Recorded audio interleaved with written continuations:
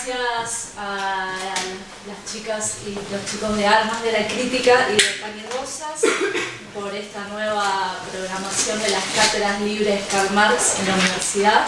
Y bueno, un placer además empezar el ciclo de este año con esta charla que la llamamos Revolucionarias, Mujer y Revolución Rusa, ¿no? Un título sugerente y esperamos que la charla cumpla, digamos, un poco las expectativas de ese anuncio.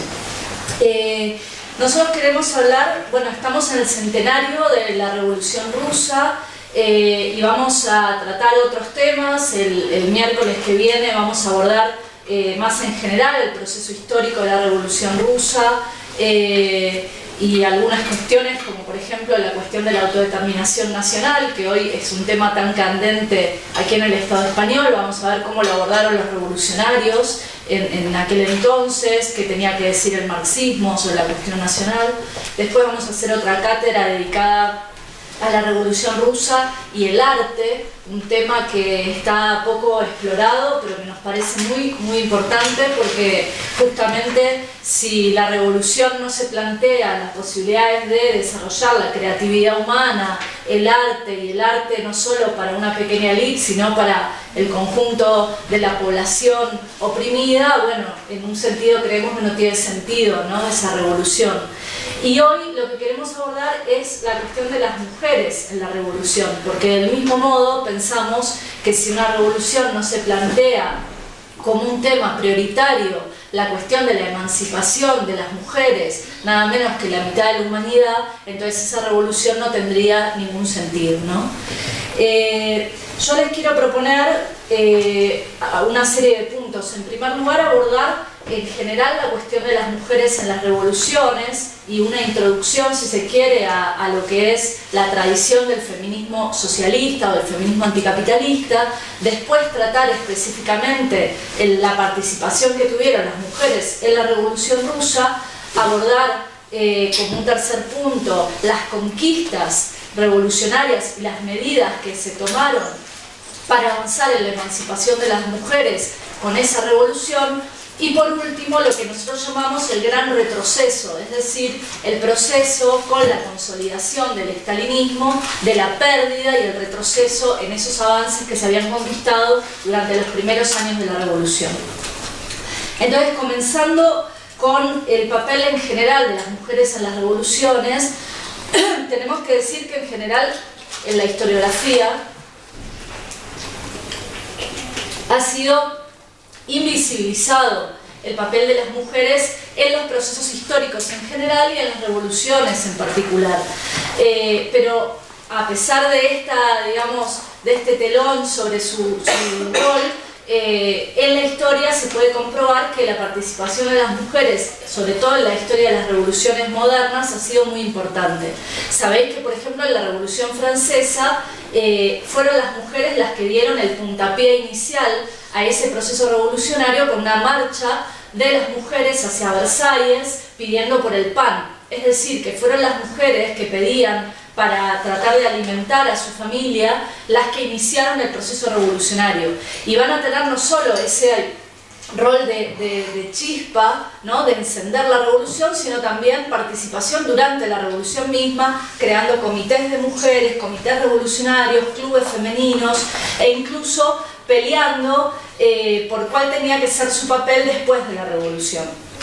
De hecho, se podría decir que el feminismo moderno, ¿no?, como teoría política de la emancipación de las mujeres, surge como crítica a los teóricos de la Ilustración y al propio proceso de la Revolución Francesa, marcando justamente los límites de esa gran revolución burguesa, ¿no?, ese ejemplo de revolución moderna que había conquistado la ciudadanía solo para una parte de la humanidad, pero que había dejado sin ciudadanía a más de la mitad de la población. Bueno, varias de las escritoras del primer feminismo van a ser justamente las que cuestionen esa ciudadanía universal, supuestamente, que en realidad era una ciudadanía con género masculino, ¿sí? Como dice Celia Amorós o Ana de Miguel, ¿no?, el universal de los derechos del hombre era en realidad el universal masculino, limitado a una parte de la población, y en realidad, como dijo Marx también, esos derechos del hombre eran los derechos del ciudadano propietario, del ciudadano burgués, ¿sí? Bueno, este límite de la revolución burguesa, de la revolución francesa, va a dar lugar a que ya desde mediados del siglo XIX comienza a surgir una corriente que denominamos una corriente del feminismo socialista. Y una de las primeras mujeres que podemos identificar como precursora de esta tradición es Flora Tristán. Flora Tristán es un personaje increíble, apasionante, digamos, su propia biografía comienza con, digamos, toda una serie de aventuras revolucionarias. Ella tiene a nivel personal una gran pelea en su vida contra el que era su esposo. Había sido casi un matrimonio por conveniencia, la casan cuando tenía 18 años con un señor con propiedades. Y después va a tener una gran pelea porque el divorcio por el Código Napoleónico estaba prohibido. Ella se quería separar y este tipo la acosaba, la perseguía, etc., incluso llegando a amenazar de matarla. Bueno, Flora Tristán, que da una pelea por su propia libertad personal, también va a ser la precursora del feminismo socialista. Ella escribe una serie de trabajos que publica en un libro que es La Unión Obrera, y uno de los capítulos de este libro va a estar dedicado justamente a las mujeres trabajadoras. Flora Tristán tiene una frase muy conocida que dice que las mujeres obreras son las proletarias de los proletarios. Es decir, que las mujeres trabajadoras, dentro de la clase trabajadora, sufren no solo la explotación por ser trabajadoras, sino también una doble opresión, una opresión especial por ser mujeres, ¿sí? Esta definición es muy importante. Ella la hace alrededor de, si no me equivoco, de 1844, por ahí, unos años antes de que se escriba el Manifiesto Comunista, que Marx y Engels van a terminar de redactar entre 1847 y 1848. Entonces, esa primera definición ya es muy importante porque señala la perspectiva de que la mayoría de las mujeres, que son las mujeres de la clase trabajadora, las más oprimidas, las más explotadas, tienen al mismo tiempo, digamos, que pelear contra la explotación capitalista y contra la opresión que hoy llamamos, que después se comenzó a llamar, digamos, de forma más definida, la opresión patriarcal, ¿sí? Las mujeres van a volver a tener un rol destacado en las revoluciones a lo largo del siglo XIX y en particular en esa gran gesta revolucionaria que es la Comuna de París de 1871. Allí destaca la figura de otra revolucionaria, digo, para ir haciéndole un poco de honor al título de la cátedra. Ya nombramos a Flora Tristán. Bueno, es el momento de mencionar a Louise Michel. Louise Michel fue una combatiente comunera de la Comuna de París que llegó a dirigir una barricada de mujeres en las calles de París luchando contra el ejército burgués y contra el ejército prusiano en un momento, y defendiendo esa Comuna de París que había, como dijo Marx, tomado el cielo por asalto, había elegido un gobierno de los trabajadores y las trabajadoras, que todos cobraban un salario igual al de un obrero. Imagínense a los políticos actuales si alguien los obligara a que cobraran lo mismo que una maestra o que un trabajador no calificado, ¿no? Se terminarían, renunciarían todos, creo, inmediatamente, porque se acabarían sus privilegios. Bueno, la Comuna de París había decretado que todos los delegados tenían que ser revocables, que nadie podía ganar más que un obrero para que no se generara esa casta corrupta, y las mujeres ahí tuvieron un gran papel con Louise Michel a la cabeza. Louise Michel, después de la Comuna de París, primero lo van a encarcelar, está a punto de ser fusilada, junto con otros miles de comuneros. De hecho, la gran represión del Estado francés, ese Estado que a veces quiere dar lecciones, ¿no?, de democracia al mundo, y que en realidad se fundó aplastando por la represión a la Comuna de París. En una semana, la Semana Sangrienta, asesinaron a más de 30.000 trabajadores y trabajadoras en las calles de París en 1871. Louise Michel logra que no la maten, es encarcelada, está a punto de ser fusilada en un momento, al final la deportan a Nueva Caledonia, una isla en el Pacífico, y luego escribe sus memorias sobre la Comuna de París que os recomiendo, pueden buscarlo en internet y que son realmente increíbles, ¿no? Pero bueno, después de Louise Michel, que ya queda, digamos, como parte de esta tradición de mujeres revolucionarias, desde fines del siglo XIX se empieza a desarrollar una corriente ya un poco más organizada y masiva de mujeres socialistas, de mujeres feministas, anticapitalistas, ¿no? En términos de lo que hoy podríamos llamar como tal.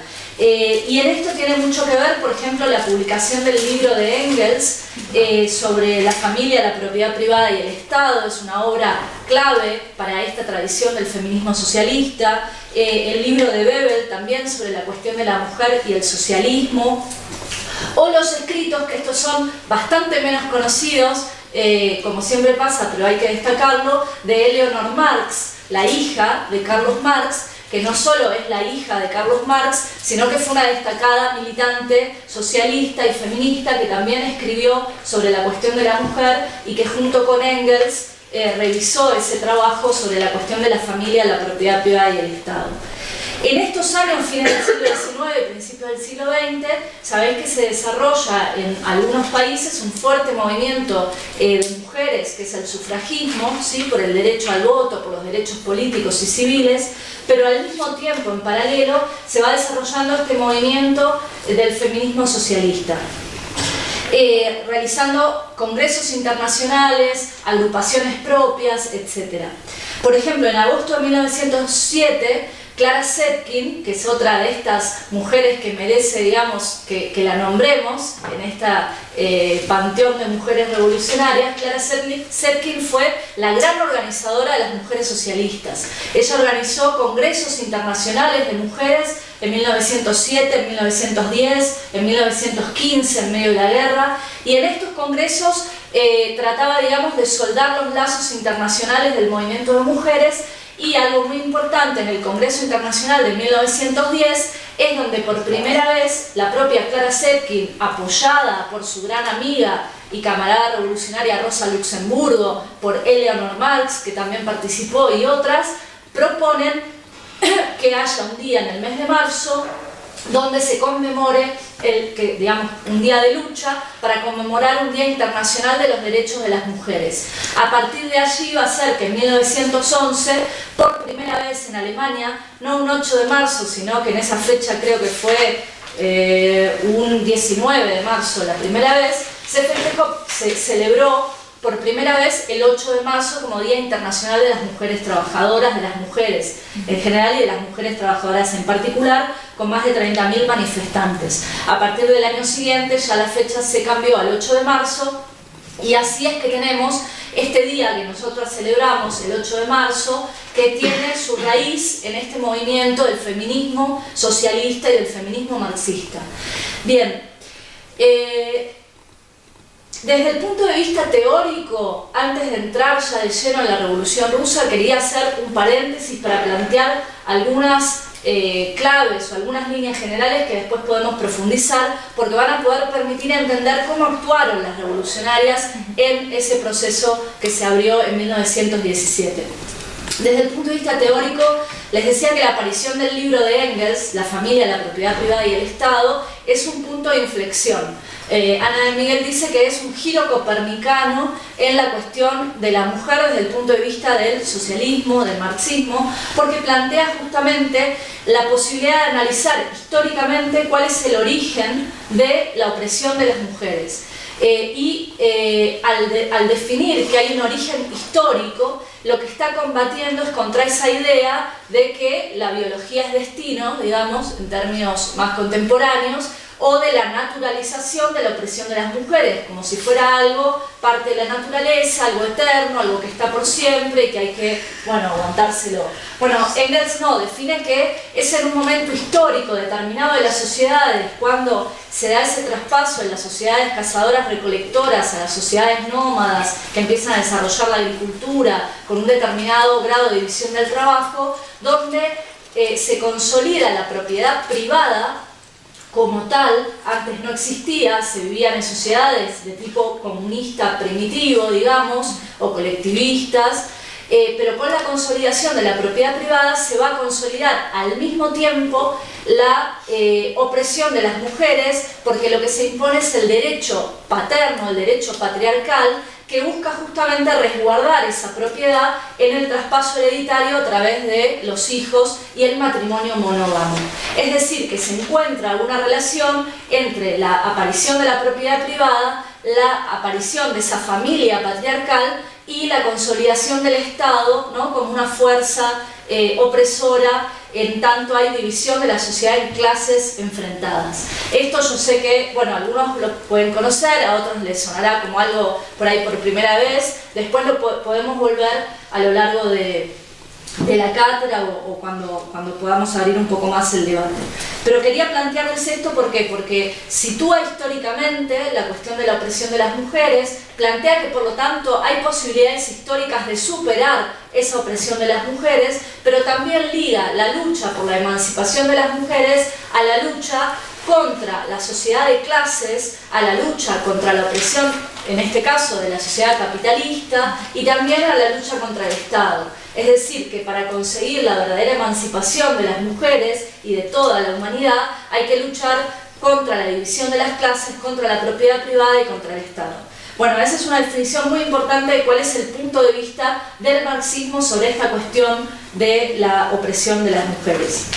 Las tesis de Engels son retomadas por otros marxistas y otras marxistas. Por ejemplo, en el caso de Kollontai, de Alexandra Kollontai, una marxista rusa, ella va a retomar las tesis de Engels, pero va a desarrollar específicamente cómo esa división del trabajo se dio específicamente en una división entre la reclusión de las mujeres en el trabajo doméstico históricamente, en el ámbito privado, mientras los hombres se les abría, digamos, las puertas del trabajo productivo, entre comillas, de la esfera pública, la política, el arte, la ciencia, etcétera, etcétera, etcétera, ¿no? Y lo que hizo también fue después desarrollar cuáles eran las condiciones de las mujeres, de opresión de las mujeres en la sociedad actual, es decir, en la sociedad capitalista. Y entonces encontró una contradicción, que también es importante mencionarla antes de pasar a la revolución, que es que con el capitalismo las mujeres ingresan por primera vez de forma masiva al trabajo en la esfera pública, al trabajo asalariado, ¿sí? Salen de la esfera doméstica. Desde ese punto de vista se podría ver esto como un avance para la emancipación de las mujeres y efectivamente sienta las bases para que las mujeres, por ejemplo, dejen de depender económicamente de sus padres o de sus esposos y que puedan empezar a aspirar a un grado mayor de autonomía en su vida personal, por ejemplo. Ahora, lo que encuentra Kollontai es que el capitalismo, como un sistema explotador, opresor y voraz, digamos, que busca ganancia en todos lados, encuentra el mecanismo de que ese ingreso de las mujeres al mundo asalariado lo usa a su favor, explotando más a las mujeres, por ejemplo, con salarios más bajos, con condiciones de trabajo más precarias, y a su vez manteniendo la opresión en el mundo doméstico como una doble jornada, ¿sí? Es decir, las mujeres van y trabajan 8, 10, 12, 14 horas en las fábricas, pero después cuando regresan a casa no es que tienen ya solucionada su subsistencia, sino que tienen que garantizar para el esposo el cuidado de los hijos, las labores domésticas, etcétera, etcétera, en una jornada laboral que continúa, pero que ni siquiera es reconocida como una jornada laboral, porque es trabajo no pago y no reconocido socialmente. Bueno, esa doble jornada ya la analizaba Alexandra Kollontai a principios del siglo XX en sus trabajos y en su desarrollo de las tesis de Engels.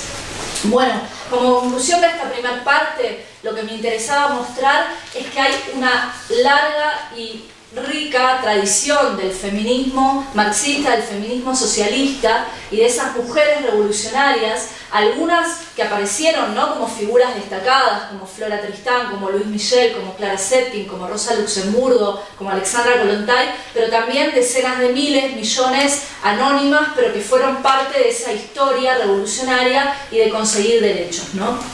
Ahora, esta tradición que ya venía desde el siglo XIX claramente va a pegar un salto significativo con la Revolución Rusa, y ahora entonces nos vamos a meter de lleno ya en esta cuestión. Hablando de las mujeres en la Revolución Rusa, no sé si todas sabéis que la Revolución Rusa empezó un 8 de marzo, en el Día Internacional de las Mujeres. Esto a veces no se conoce porque se sabe que la primera Revolución Rusa en 1917 se la conoce habitualmente como la Revolución de Febrero, y después la Revolución de los Bolcheviques como la Revolución de Octubre. Pero en realidad esto es debido a que el calendario vigente en Rusia en esa época atrasaba, digamos, 13 días respecto al calendario occidental. Y en realidad la Revolución de Febrero empezaba un 8 de marzo. Y fue justamente con las mujeres obreras textiles de las fábricas de Petrogrado, que eran fábricas enormes de miles de trabajadoras, las que deciden en asambleas manifestarse masivamente ese 8 de marzo contra el gobierno del zar, para exigir que se terminara esa guerra imperialista que ya llevaba en 1917 prácticamente 4 años y que había llevado a la miseria absoluta al pueblo ruso y al resto de las naciones europeas, que había llevado a que millones murieran en las trincheras, a que las mujeres trabajadoras se encontraran viudas porque sus maridos morían en la guerra, que las mujeres campesinas pasaran por la misma situación y no tuvieran cómo trabajar la tierra, etcétera, etcétera, ¿no? Una situación además de escasez, de hambrunas, etcétera. Entonces son las mujeres de esas fábricas textiles, y dentro de ellas muchas mujeres bolcheviques, social revolucionarias, etcétera, las que plantean iniciar las manifestaciones, incluso contra las directivas del propio partido bolchevique, que en marzo todavía opinaba que no estaba todavía planteada la lucha. Entonces no es que había habido una convocatoria oficial, como si hoy dijéramos, no se había oficializado ninguna huelga, ¿sí? Había sido un movimiento desde abajo, espontáneo, en las asambleas de las mujeres. Y las mujeres salieron de las fábricas de Petrogrado y empezaron a recorrer todo lo que sería ese corazón industrial de la ciudad, llamando a sus compañeros varones a que se sumaran a la lucha. Y esto lo hicieron no de forma pacífica, sino que las más decididas, para que los obreros realmente salieran a la huelga, empezaron a, por ejemplo, tirar piedras y palos contra las ventanas de las fábricas, diciendo: obreros, súmense a la huelga, hace falta una huelga general por el pan, por la paz, para terminar con la guerra, etc. Inmediatamente decenas de miles de trabajadores entusiastas que también querían, digamos, en estas condiciones creadas por la guerra, sentían ese malestar y esas ganas de salir a pelear, se sumaron a la manifestación, generándose que en una semana se convirtió Petrogrado y luego otras ciudades de Rusia en una huelga general indefinida, digamos, con enfrentamiento con la policía, con los militares, con los cosacos, etc., que devino en esa revolución de febrero que terminó con la autocracia zarista, con la dictadura de los zares, e instauró un gobierno provisional donde había distintos partidos republicanos, burgueses, y también lo que serían, digamos, unos socialistas moderados de la época, que eran los mencheviques. Entonces las mujeres inician la revolución, surge de la revolución de febrero un gobierno provisional, un gobierno que todavía estaba en los marcos del capitalismo. Para que nos entendamos, la revolución de febrero logra tirar, es como si tiraran a la monarquía, a los zares, etc., pero todavía en los marcos del capitalismo. La burguesía sigue teniendo el control en sus fábricas, etc., el gobierno mantiene el ejército en la guerra, y entonces lo que se va a formar desde abajo son consejos obreros, donde participan los obreros y las trabajadoras. También en las trincheras se forman consejos de soldados y se empiezan a formar consejos de campesinos elegidos democráticamente, que van a pasar a la historia por su nombre en ruso, que es Soviet, ¿sí? Soviet es consejo. Entonces los consejos, los soviets de obreros y obreras, soldados y campesinos, empiezan a generar una situación de doble poder, ¿sí? En Rusia, entre febrero y octubre se va a vivir una situación de doble poder. ¿Por qué? Porque por arriba va a estar el gobierno provisional, que es capitalista, que es burgués, que es moderado, que no quiere avanzar más allá, y por abajo va a estar ese poder de la clase trabajadora, de los soviets, que va a querer siempre tomar medidas más radicales y más revolucionarias. Ese conflicto entre estos dos poderes se va a resolver finalmente en octubre, cuando el Consejo de los Soviets tome finalmente el poder y decrete la revolución y el gobierno de los obreros, campesinos, las trabajadoras, etc., ¿no? Pero bien, en este marco revolucionario entre febrero y octubre, la participación de las mujeres sigue en aumento, ¿sí? Ya habían sido la chispa que encendió la revolución y van a seguir participando. Por ejemplo,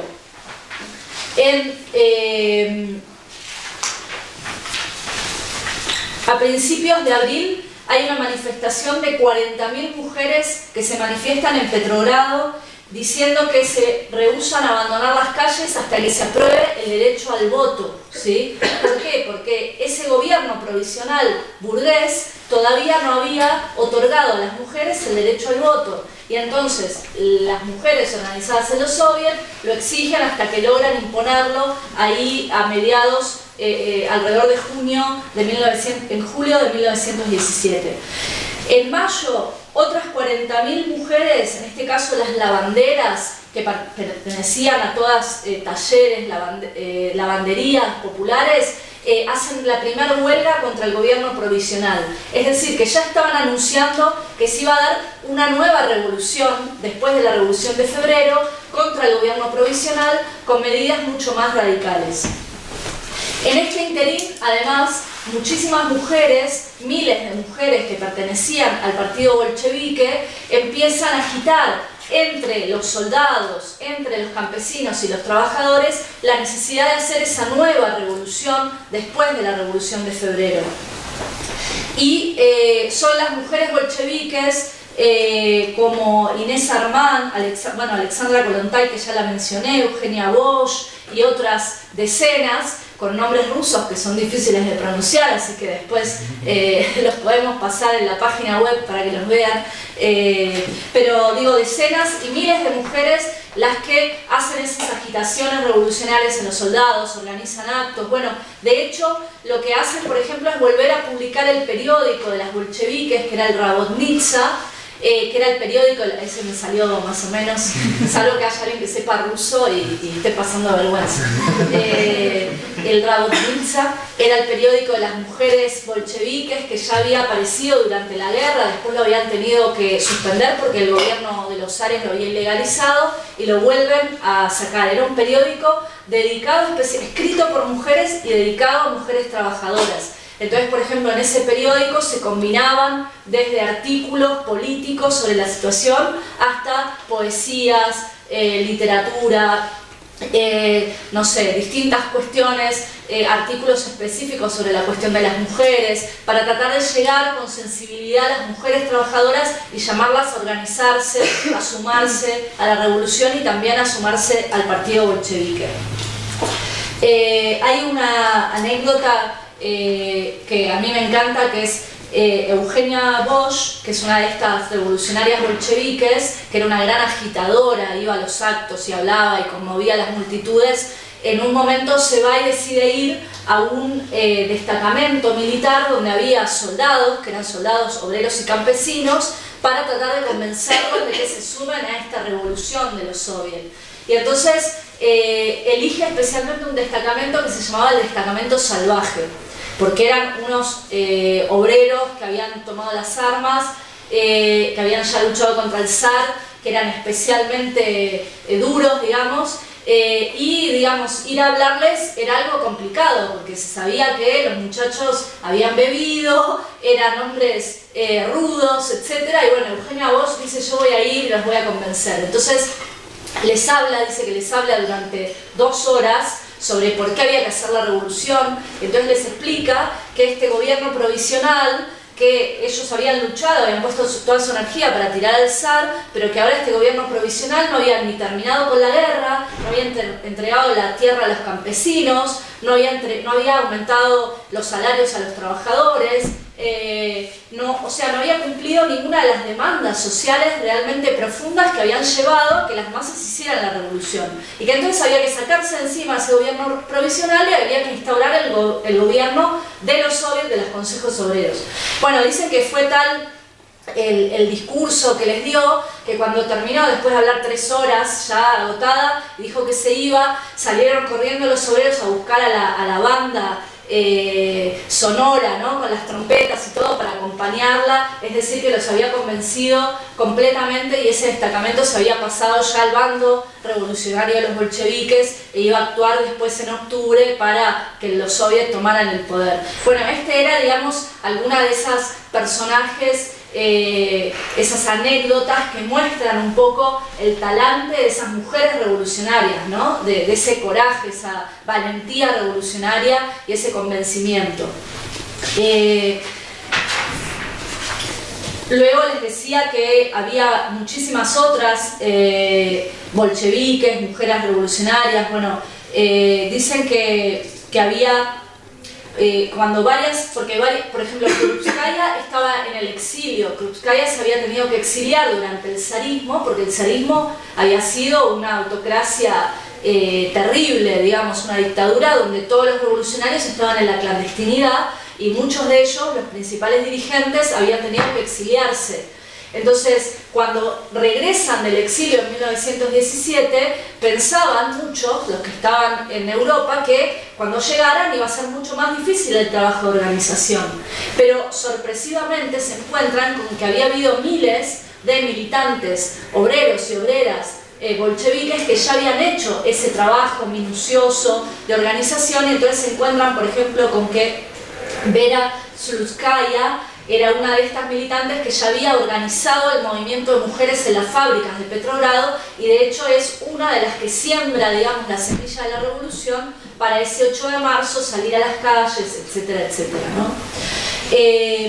Hay otra frase de una de estas revolucionarias en el medio de la Revolución Rusa que es muy significativa, ¿no? Dice: si una mujer es capaz de subirse a un andamio y de luchar en las barricadas, entonces es capaz de ser una igual en la familia obrera y en las organizaciones obreras. Es decir, que esas mujeres que se habían convertido en sujetos y en sujetos revolucionarios, que habían combatido, que se habían enfrentado a los cosacos, ¿no? Porque se ponían delante de los cosacos para que no dispararan, que habían hecho huelgas y todo, o sea, habían luchado igual a igual, no estaban dispuestas después a retroceder y a volver al hogar y a subordinarse, ni tampoco a subordinarse dentro de las organizaciones obreras de los soviets, ni tampoco dentro del partido bolchevique. Eso había despertado, había revolucionado a las propias mujeres que ahora querían tener, digamos, plenos derechos en todos los ámbitos de la vida.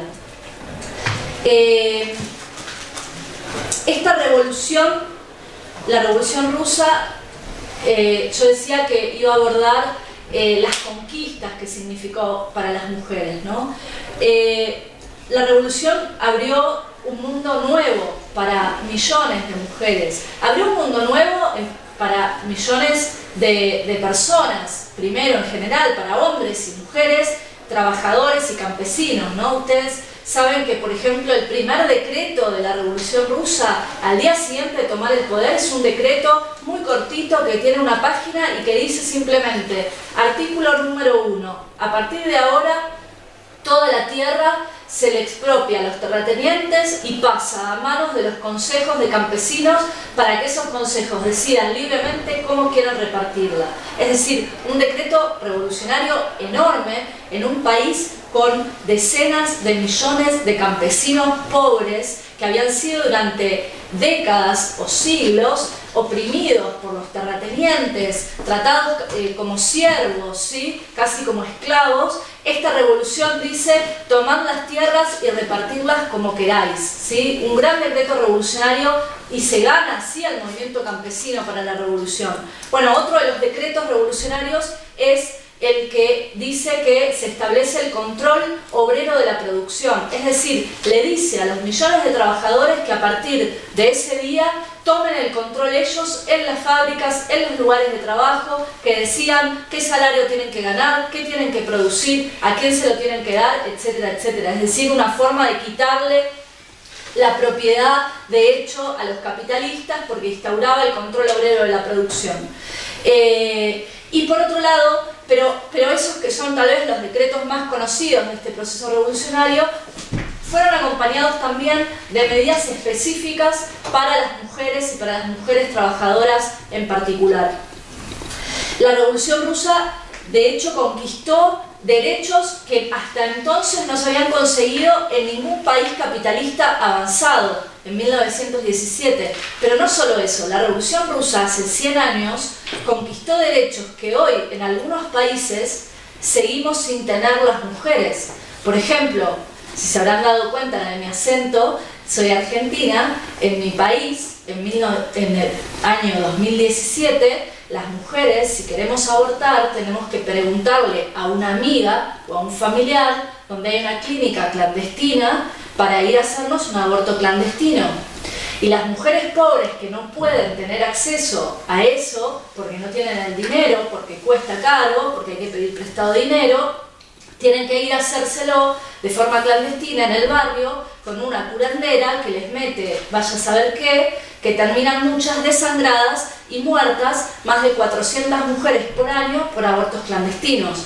Y estamos en el 2017. Bueno, la Revolución Rusa hace 100 años, uno de sus primeros decretos fue el aborto libre para todas las mujeres para que se pudiera hacer en condiciones de salubridad en los hospitales públicos. Otro de los decretos, medidas revolucionarias, fue el divorcio sin condiciones. Bueno, volviendo a la Argentina, ¿saben en qué año se consiguió el divorcio libre en la Argentina? No estoy hablando de un país, no sé, se supone que estamos en el mundo moderno también. En 1983, ¿sí? 1980. Mi madre, por ejemplo, en un momento dijo, ahora me puedo divorciar, pero hacía unos años no podía, ¿sí? Bueno, la Revolución Rusa hace 100 años, una de las primeras medidas revolucionarias fue el divorcio libre y sin condiciones, es decir, que no tenía que la mujer demostrar ni maltrato, ni esto, ni el otro, sino que simplemente por su propia voluntad, por la voluntad de cualquiera de las partes, podía ir y terminar su matrimonio, además de establecer el matrimonio civil, es decir, sacar a la Iglesia de la injerencia en la vida privada de las personas. Además, abolió el estatus legal inferior de las mujeres, algo que también en muchísimos países continuó, por ejemplo, hasta mediados de los años 20 o 30 o mucho más, considerando a las mujeres como menores de edad y que por lo tanto no podían tener ni viajar solas, ni tener propiedad, ni una serie, ¿no?, de derechos civiles. Esto lo instauró la Revolución Rusa de forma inmediata. Y también el reconocimiento a todos los hijos, fueran nacidos dentro o fuera del matrimonio, porque también lo que pasaba era el caso de muchas mujeres que quedaban embarazadas, sus hijos no reconocidos, no tenían después ningún derecho. Bueno, eso también,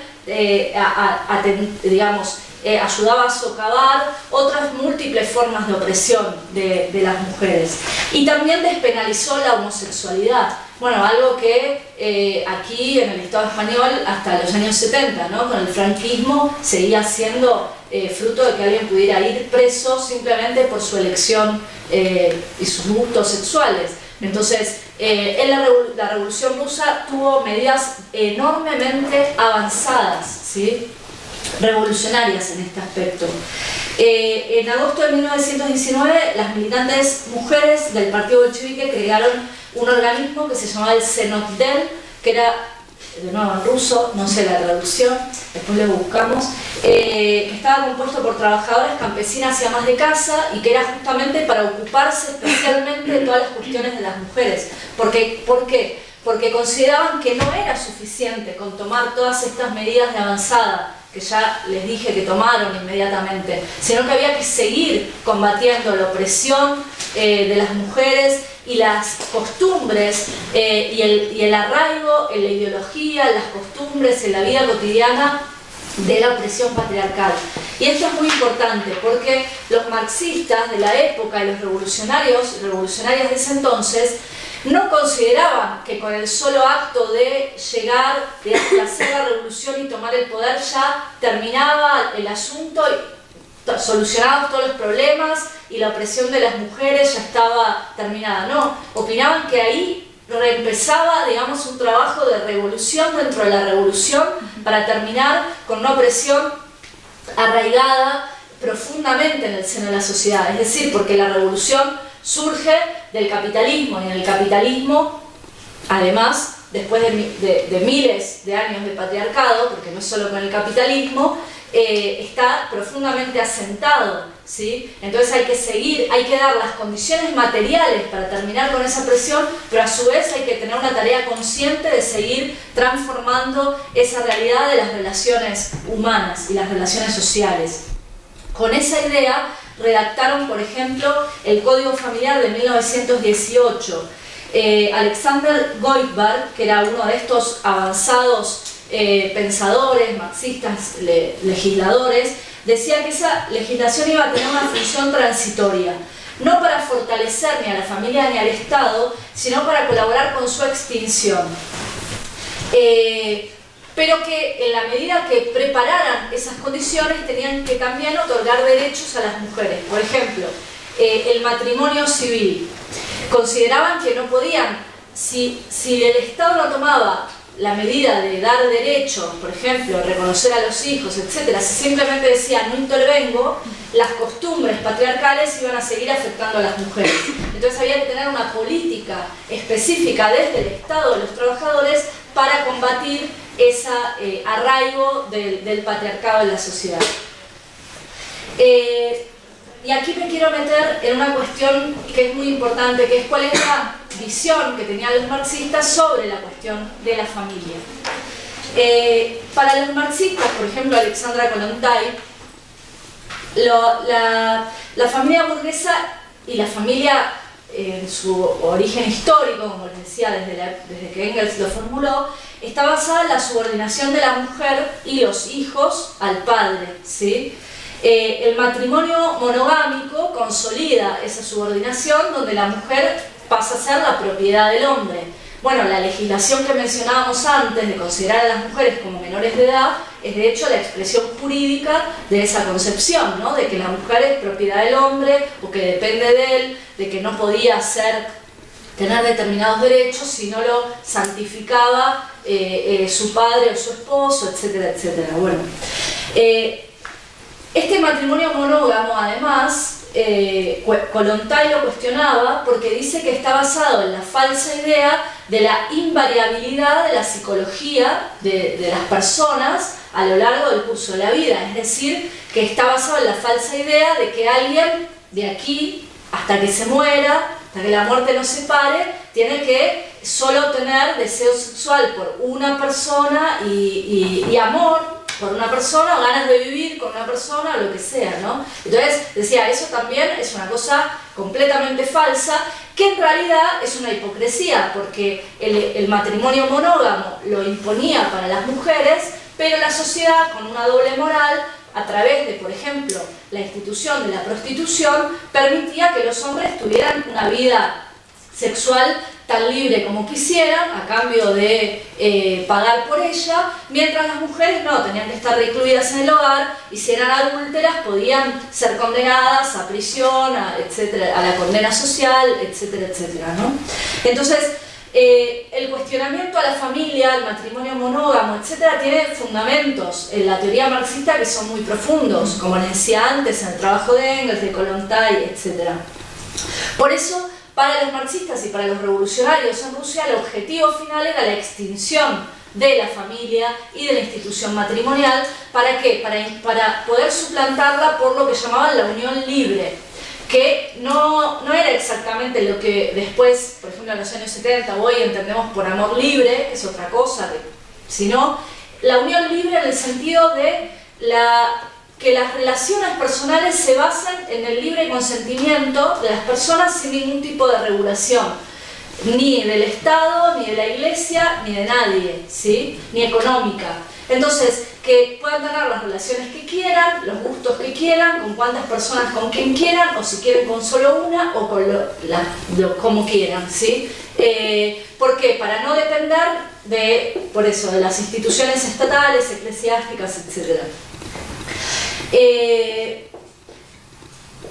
Ahora, respecto a esta unión libre, esta es la concepción general, ¿no?, del marxismo.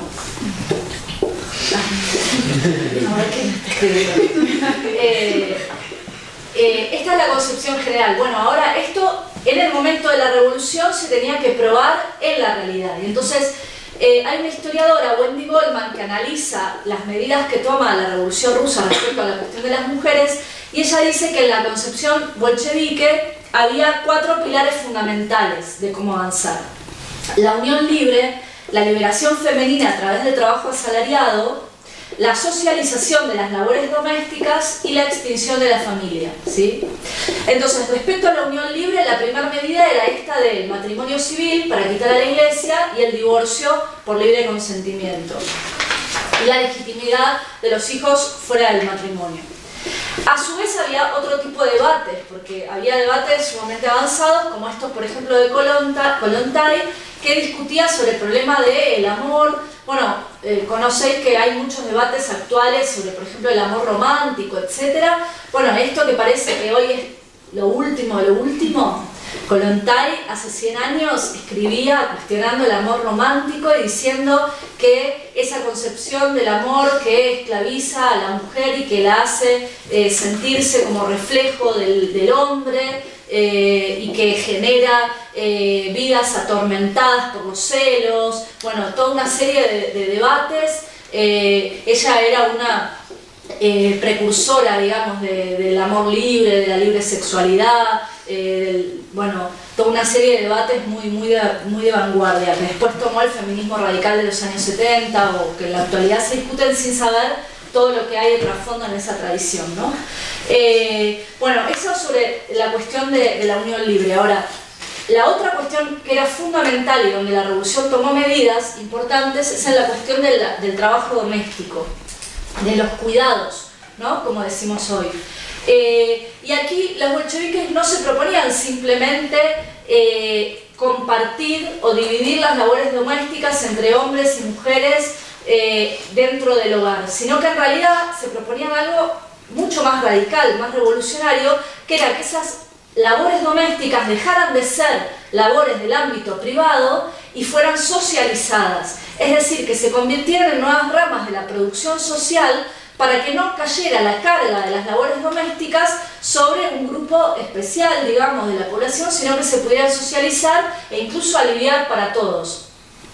Por ejemplo, ¿cómo? Crear, en vez de que se tuviera que cocinar todas las comidas de forma individual en la casa, y pensar, ¿no?, cada día a ver qué carajo se prepara para comer, cómo se consigue el alimento de hoy, o no sé qué, que hubiera comedores comunitarios donde se pudiera comer, que en vez de tener que tener máquinas que además gastar energía en cada hogar individual para lavar la ropa, que hubiera lavanderías comunitarias, que además de ser más económicas, más eficientes, más rápidas, etc., aliviarían de esa carga de tener que hacer y después de ponerlo y después colgar la ropa y después no sé qué, etc., ¿no? Entonces, que se pudiera convertir en una rama de la producción como hacer coches o aviones o tantas otras, ¿sí? Y que ese trabajo fuera socialmente colectivizado, compartido, distribuido, etc.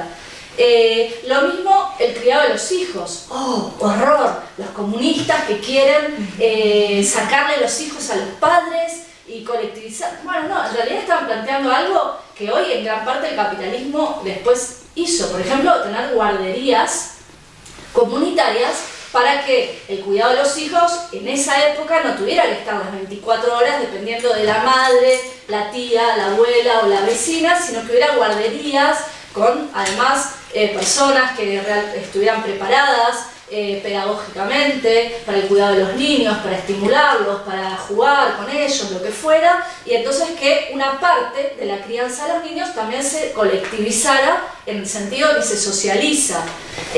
Bueno, la educación pública obligatoria es una parte de socializar el criado de los niños, de hecho. Entonces yo digo porque, si nos escucharon tertuliano, lo que estamos diciendo hoy en esta cátedra, amor libre, colectivizar el criado de los hijos, nos acusa a todos de sedición, vamos todos presos, pero en realidad estamos planteando cuestiones que harían la vida humana más creativa, económica y mejor para todos, ¿no?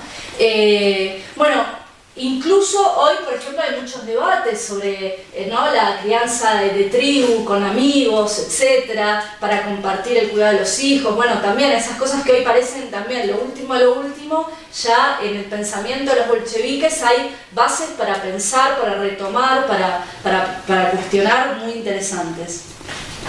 Ahora bien, todas estas medidas, y de hecho el Estado ruso entonces creó lavanderías, comedores comunitarios, guarderías, todo eso para aliviar la carga doméstica, tampoco lo consideraban que fuera suficiente, ¿sí? Es decir, miren todas las medidas avanzadas que estaban tomando y ni siquiera pensaban que con eso alcanzaba, pensaban que había que seguir y continuarlo. Por ejemplo, entre 1920 y 1922, Clara Zetkin, que la mencionamos antes, esta revolucionaria alemana, viaja a la revolución rusa, como haría cualquiera de nosotros, ¿no? Si hubiera una revolución así, dice, quiero ir a ver ahí qué está pasando, colaborar y todo, entonces se entrevista con Lenin y discuten. Además ella era la gran organizadora del movimiento de mujeres en la Tercera Internacional, que agrupaba a los nuevos partidos comunistas que se habían creado al calor de la revolución, y discuten la cuestión de las mujeres. Y entonces ella registra esto en una serie de conversaciones que se llaman Mis recuerdos sobre Lenin. Está en internet también y les recomiendo, es muy lindo. Y entonces ahí ella dice que Lenin decía entonces, ¿no? Desgraciadamente, también muchos de nuestros camaradas se puede decir aquello de escarbad en el comunista y aparecerá el filisteo. Traducción a la actualidad. Escarbad detrás del izquierdista y aparecerá el machismo que todavía le perdura, ¿sí? Eso dijo Lenin en 1920, hablando de los comunistas que habían hecho la revolución rusa, ¿sí? Y decía, seguía, escarbando naturalmente en el punto sensible, en su mentalidad acerca de la mujer. ¿Se quiere prueba más palmaria de esto que la tranquilidad con que los hombres contemplan cómo la mujer degenera en ese trabajo mezquino, monótono de la casa, trabajo que dispersa y consume sus fuerzas y su tiempo y su sumisión al hombre? Entonces, para los revolucionarios, arrancar a las mujeres de esas tareas domésticas por medio de la socialización del trabajo era un gran objetivo revolucionario, ¿sí? Con el que había que comenzar todo ese ciclo de transformaciones. En el mismo sentido, León Trotsky, otro de los grandes dirigentes de la Revolución Rusa, declaraba en la época y decía: cuando el lavado estuviera hecho por una lavandería pública, la alimentación por un restaurante público, la costura por un taller público, el lazo entre marido y mujer sería liberado de todo factor externo y accidental. Se desarrollarían relaciones nuevas, obligatorias para nadie, solo sobre la base de los sentimientos mutuos. Es decir, miren qué pensamiento de avanzada sobre la cuestión de las relaciones humanas, sobre la cuestión del trabajo doméstico, de la relación de la familia, etc., ¿no? Ahora bien, como les decía, esto había que llevarlo a la realidad, y entonces Lenin sacaba la conclusión en esas mismas discusiones de 1922 de que la revolución ya había hecho más en 2 años de existencia que lo que habían hecho todas las democracias capitalistas avanzadas hasta entonces, ¿no? Durante 2 años el poder soviético, en uno de los países más atrasados de Europa, ha hecho más por la emancipación de la mujer, por su igualdad, de lo que hicieron durante más de 130 años, es decir, desde la Revolución Francesa, todas las repúblicas democráticas adelantadas e ilustradas del mundo tomadas de conjunto, ¿sí? Por ejemplo, en algunos países el derecho al voto recién llega en los años 20, los derechos civiles en la década del 30, bueno, y otros, como decíamos, nunca se llegaron a conquistar. Ahora bien, decía que con todo esto que habían hecho todavía era insuficiente. Y les vuelvo a citar, perdón por la cita, ya no cito más, que a veces es aburrido, pero es interesante. Dice, decía Lenin también, sabemos perfectamente que todo esto no es mucho comparado con las necesidades de las masas femeninas trabajadoras, que distan mucho de ser todavía su emancipación completa y efectiva, pero comparado con lo que ocurría en la Rusia zarista y capitalista representa un progreso enorme, un principio que hemos de seguir desarrollando consecuentemente con toda energía. Pues cada día que pasa y se mantiene la existencia del Estado soviético viene a demostrar todavía más claramente que no podremos salir adelante sin contar con las millones de mujeres. Bueno, ese era el espíritu revolucionario de Lenin, de Trotsky, de Alexander Kollontai, de Clara Zetkin, de esa revolución rusa. Ahora bien, la revolución, y ahora pasamos ya a la parte final y después podemos debatir un poco, se encontró con enormes dificultades. Cuando los revolucionarios pensaban en estas perspectivas de emancipación humana, nunca pensaron que eso fuera posible en los marcos restringidos de un solo país en el medio de un mundo capitalista. Siempre pensaron que para que esa revolución pudiera mantener esas conquistas y pudiera avanzar en un desarrollo comunista profundo, ¿sí?, de liberación, tenía que extenderse la revolución al resto del mundo, ¿sí?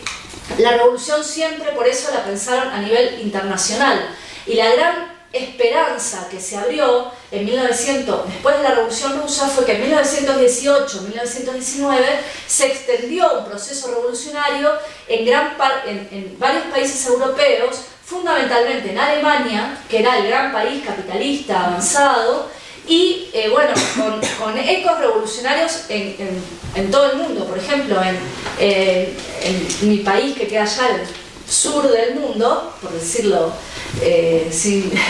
suavemente, en la Patagonia, es decir, ahora sí en el culete del mundo, en la Patagonia, cerca de la Antártida, se dieron levantamientos heroicos, revolucionarios de los peones rurales de la Patagonia contra los terratenientes ingleses en 1919, lo que se conoce como la Patagonia Rebelde o la Semana Trágica, que fueron ecos de esta revolución rusa. Y los capitalistas y los burgueses de América Latina, del Cono Sur, etc., decían, ojo con que se viene la revolución bolchevique ahí en la Patagonia. Entonces, quiero decir, fue un gran contagio revolucionario de la revolución rusa, y se abría la posibilidad de que esa revolución pudiera extenderse al resto del mundo. Ahora, no sucedió, no fue lo que pasó. En Alemania, la revolución alemana de 1918, que encontró la participación, y ahora nombramos otra gran revolucionaria, que es Rosa Luxemburgo, una de las más grandes revolucionarias de la historia. Rosa Luxemburgo estaba encarcelada cuando empieza la revolución bolchevique, la saluda con mucho entusiasmo. En 1918 empieza la revolución, se forman consejos como soviet, pero en Alemania, entonces se conocen como consejos obreros, y también empiezan a disputar el poder, pero ahí en Alemania tenía mucho peso la socialdemocracia, que era una socialdemocracia reformista, moderada, que opinaba que no había que hacer la revolución, sino que había que hacer pequeñas reformas en el marco del capitalismo.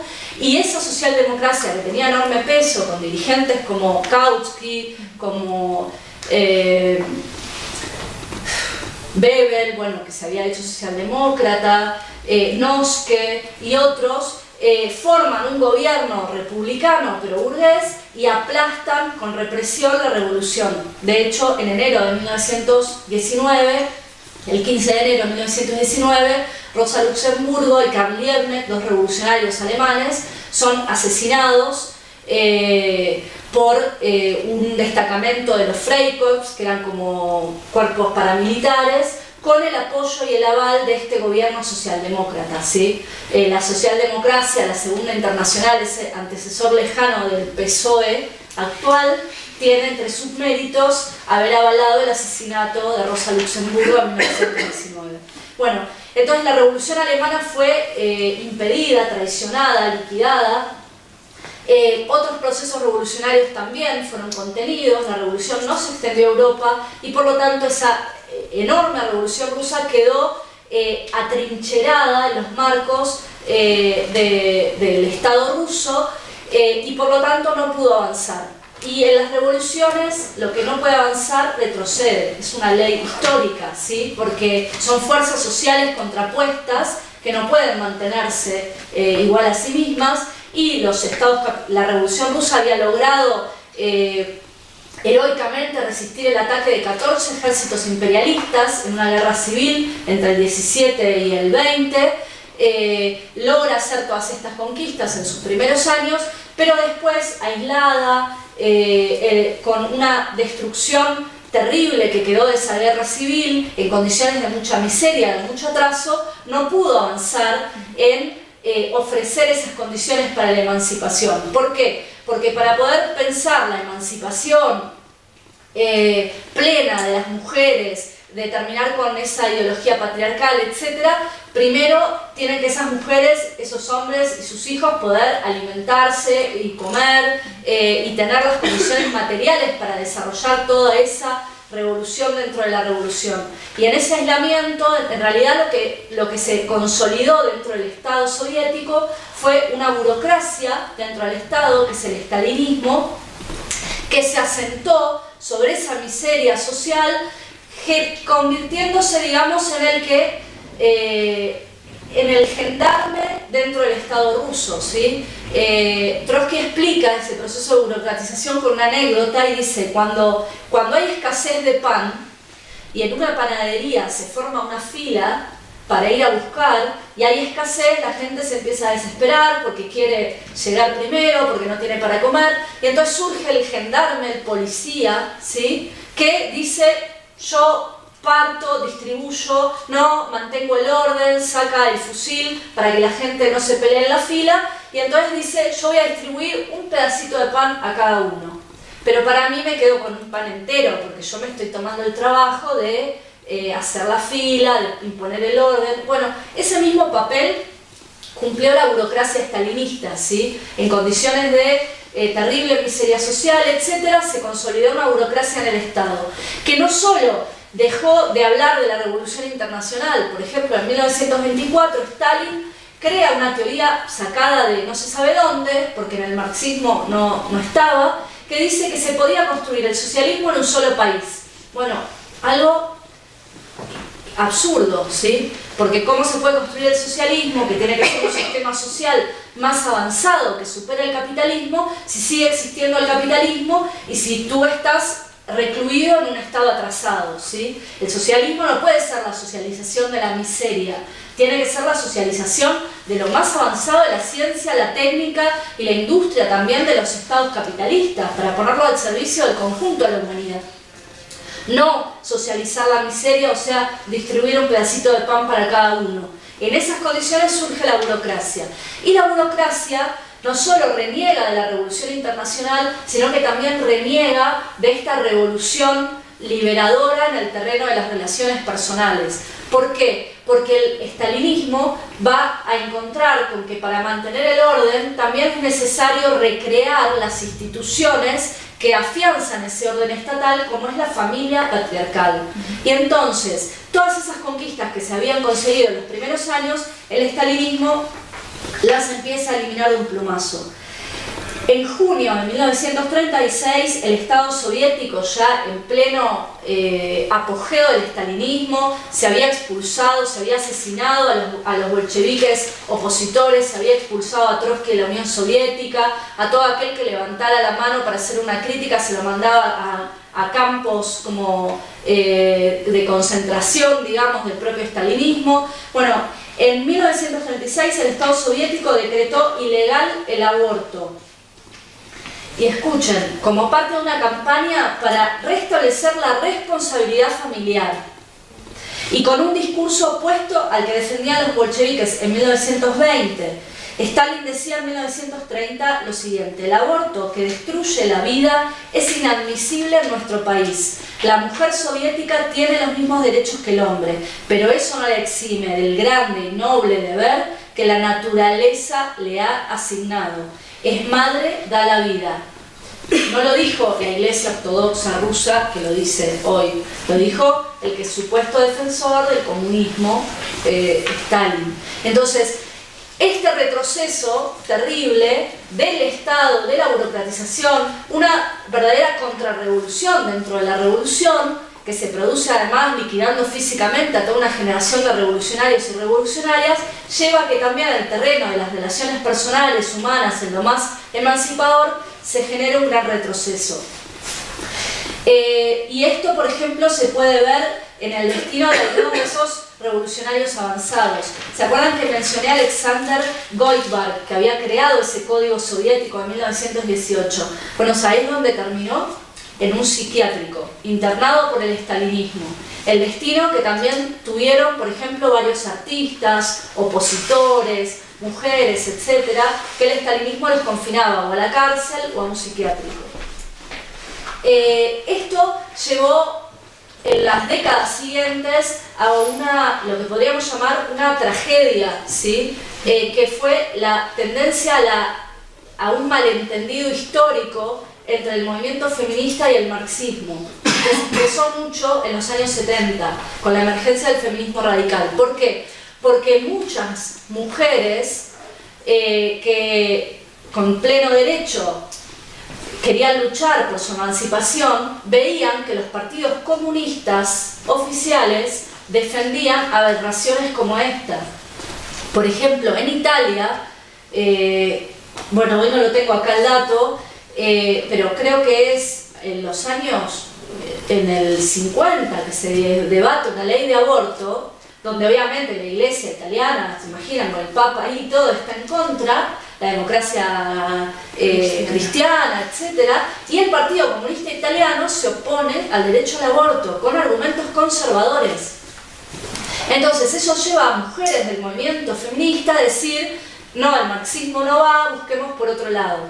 Cuando en realidad el problema no era el marxismo, que tenía ese núcleo emancipador que recorrimos, ¿no?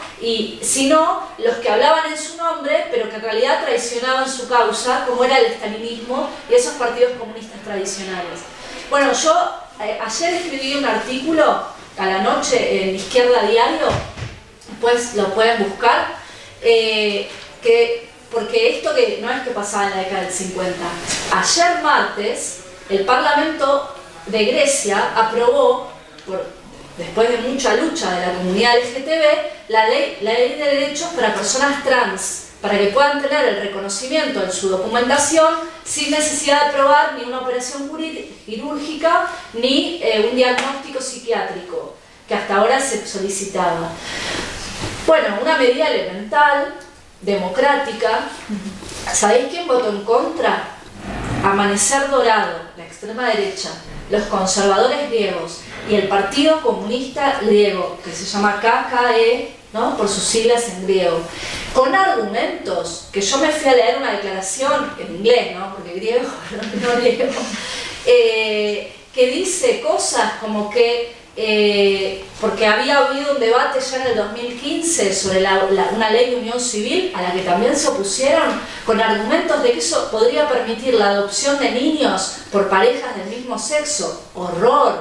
¿Por qué? Porque dicen que eso podría llevar a pervertir la educación de los niños. Bueno, una cosa que si uno dice que te lo está diciendo el Partido Popular, la Iglesia, el Opus, etcétera, indignan. Pero si te están diciendo que lo dice el Partido Comunista en Grecia, ¿sí? El KKE, es terrible, porque que la homofobia más brutal se vista de rojo y encima se quiera justificar con que ellos están por la defensa de la clase obrera en general, sin distinción de género ni de raza, es algo que hay que combatir, ¿sí? Porque ni el comunismo es eso, ni el marxismo es eso, ni las ideas revolucionarias son eso. Eso es contrarrevolucionario, es reaccionario en toda la línea.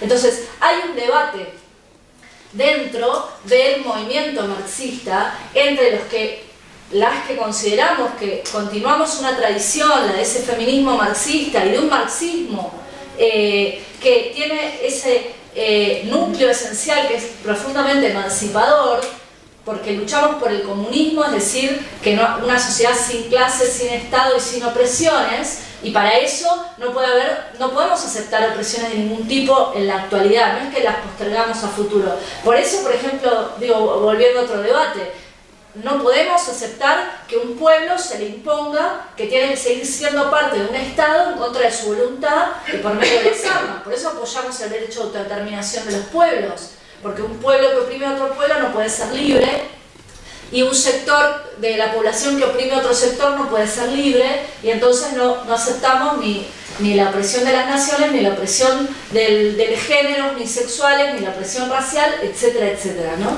Entonces, este es un debate.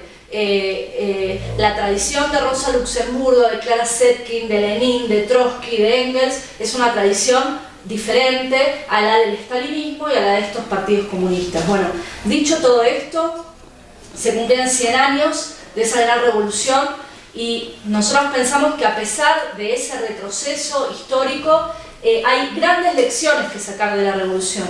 ¿Por qué ese retroceso se dio? Porque perdieron, porque la revolución no logró extenderse a nivel internacional. Pero esas lecciones de todo lo que se pudo conseguir, de esa potencialidad revolucionaria, siguen siendo vitales para pensar cómo enfrentar esa alianza criminal de patriarcado y capitalismo en la sociedad actual. Y nosotros pensamos que no es posible enfrentarlo renunciando a la transformación social. No hay que resignarse a pequeños cambios a nivel individual, a pequeños cambios culturales en el seno del capitalismo. Tenemos que reconstruir una tradición de un feminismo marxista, revolucionario, y por eso también una lucha de las mujeres revolucionarias junto a las trabajadoras y junto a los trabajadores, ¿sí? Porque esa es la tradición que puede permitir pensar una emancipación plena. Y bueno, y eso es todo.